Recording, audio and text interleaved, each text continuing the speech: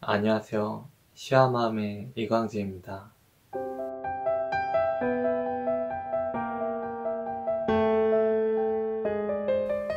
여러분, 연말 잘 보내고 계신가요?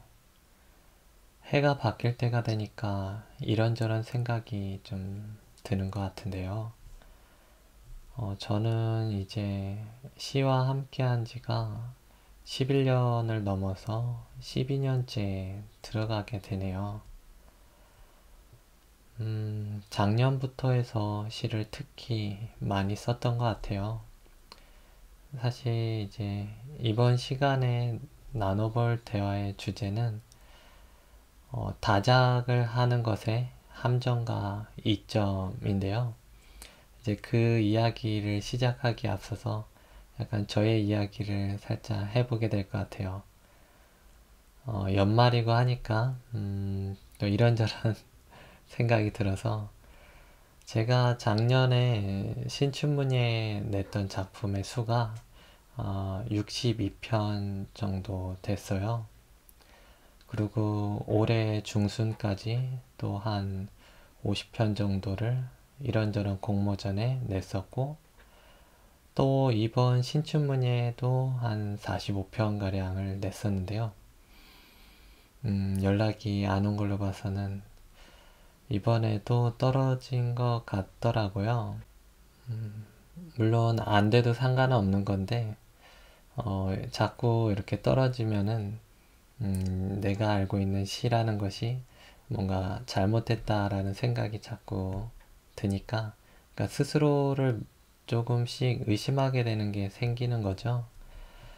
뭐 사실 제가 시를 뭐 12년째 이제 들어간다고 해도 돌아보건대 한 9년 차까지는 그렇게 투철하게 쓴 것 같지는 않아요. 물론 그렇다고 해서 시를 소홀히 썼다는 것이 아니라 시에 대한 자기만의 어떤 의식이 확고하지는 않았었던 것 같더라고요. 제가 시를 처음 쓰기 시작한 거는 고등학교 입학할 무렵부터 세상의 그런 각박함에 지고 싶지 않다. 뭐 단순히 좀 그런 생각으로 시를 쓰기 시작했어요.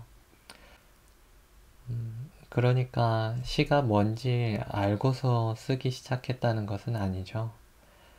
물론 뭐 그 나이에 시가 뭔지 아는 사람이 어디 있겠어요. 어쨌거나 그래도 되게 열심히 썼어요. 고등학교 때 3년 내내 여기저기 대회 참가하고 고3 때도 대회 참가하러 다니고 그랬거든요. 그런데 생각해보면 그때도 그렇게 열심히 쓰는 와중에도 사실 시가 나에게 무슨 의미가 있지? 그런 것은 잘 생각 안 해봤던 것 같아요.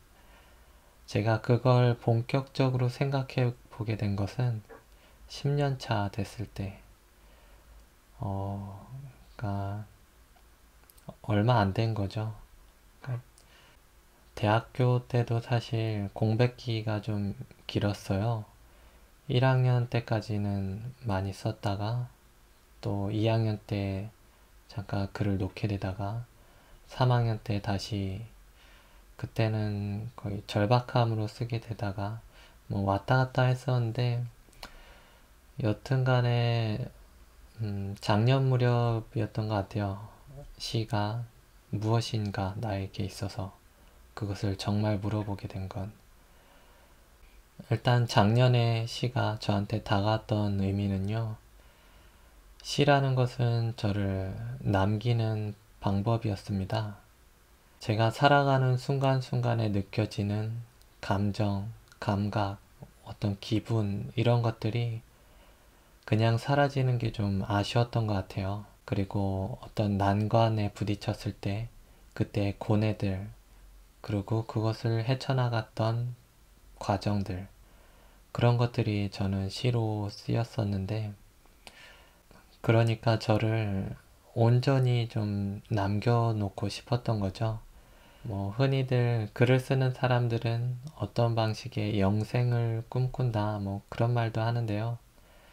사실 영생 자체보다 저는 그냥 그런 사라지는 순간이 아쉬웠고 또 사실 하나 꿈이 있었어요. 그러니까 만약 제가 나중에 자식들을 낳게 되고 했을 때 제 자식한테 저의 그 고뇌와 생각들을 물려주고 싶었어요. 그러니까 제 자식도 자라나면서 자라오는 과정 속에서 저와 비슷한 어떤 종류의 고난들을 겪게 될 텐데 그때 참고할 만한 어떤 글이 있다면은 그것도 가까운 사람으로부터 많이 힘이 될 거라는 생각이 들었거든요.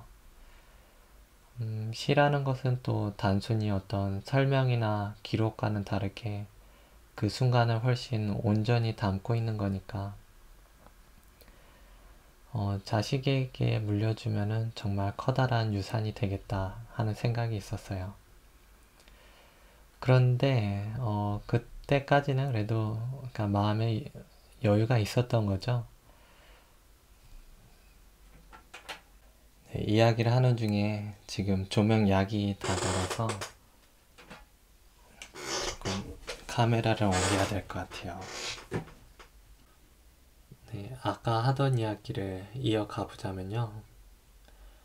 올해 초부터는 사정이 또 달랐어요. 그렇게 먼 훗날에 숭고한 유산을 기약할 수 있는 게 아니라 당장 나한테는 내일이 없을지도 모르겠다. 그런 생각이 들었거든요. 제가 무슨 큰 병이 있는 건 아닌데 그냥 몸과 마음이 좀 안 좋았던 시간이 길었어요. 그래서 하루하루 이제 견뎌내야 하는 그런 것들이 있는데 그게 길어지니까 내일이 없을지도 모르겠다. 어느 순간 사라질지도 모르겠다. 그런 생각이 좀 들었어요. 근, 음, 근데 만약 지금 어느 때에 죽게 된다면 저는 뭐 이룬 것도 없고 그렇다고 해서 가진 게 많아서 뭔가 남길 게 있는 것도 아니고 뭐 대단한 사람이라서 뭔가가 어디 흔적이 남을 만한 것도 아니고 그러니까 지금 사라진다면은 그냥 존재 자체가 사라지겠다라는 생각이 들더라고요. 그래서 되게 필사적으로 써야 하는 그런 것이 되었었어요. 시가 저한테. 그러니까 존재론적인 이유였던 거죠. 살고 싶다가 아니라 살아있던 순간은 남기고 가고 싶다.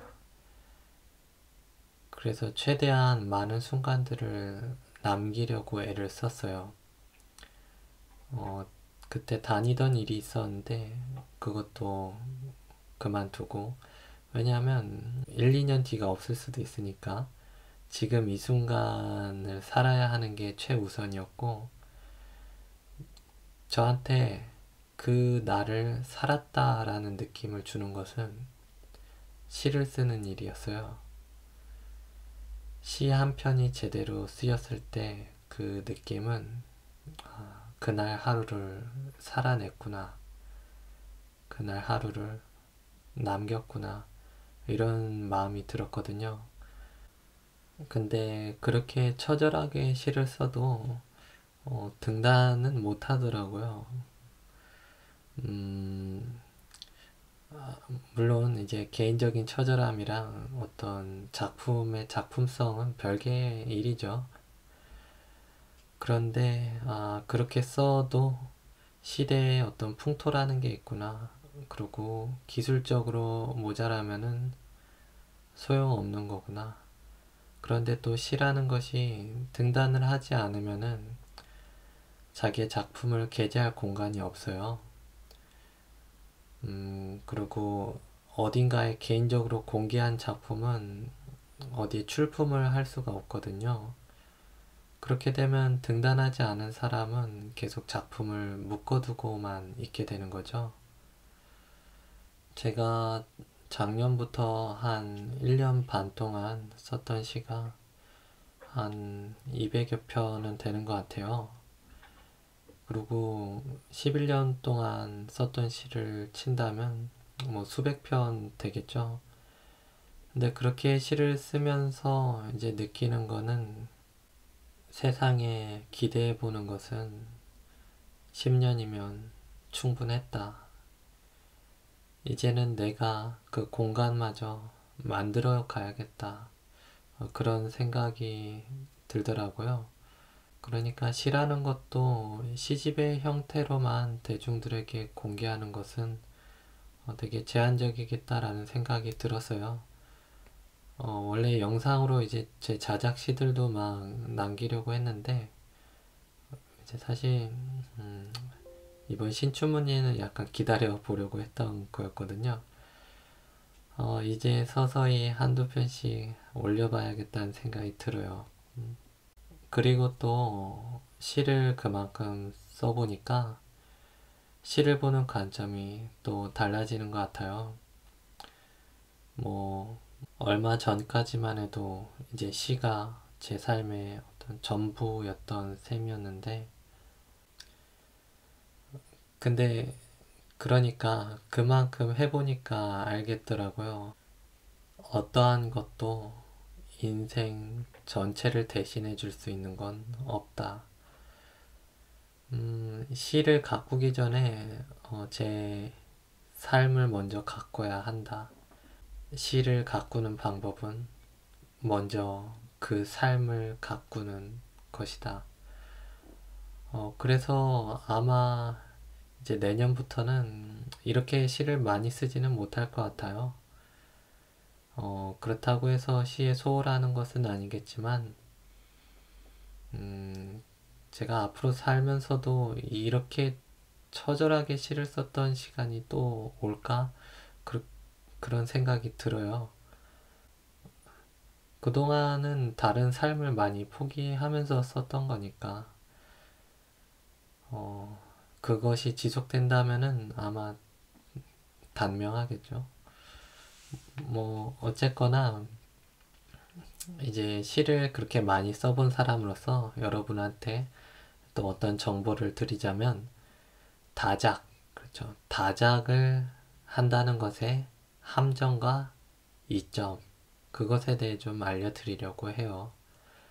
혹시 시를 쓰려는 분들, 뭐, 시라는 것뿐만 아니라 어떤 예술작품에 발을 올리신 분들이면은 약간 참고가 되지 않을까 싶은데요. 일단, 그죠. 다작을 했을 때 장점, 첫 번째는요.